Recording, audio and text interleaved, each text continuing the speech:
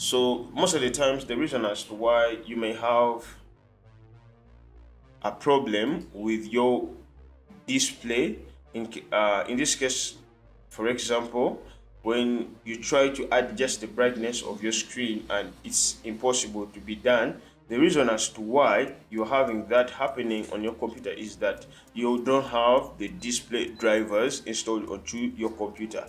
So what you're gonna do, if you have already your Windows installed, is to go here to Windows, go to Windows update. So you go here in the search bar, then go to type Windows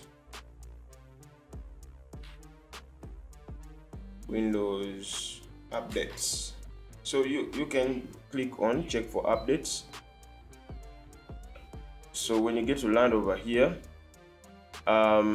you can see that if you having your display drivers not working very well, all you need to do is to click on check for updates. So once that is done, then get to install all the drivers that are missing on your computer. Once the installation is done, just know you will have the adjustment of the brightness on your computer working just right. Yeah, that's how it's done.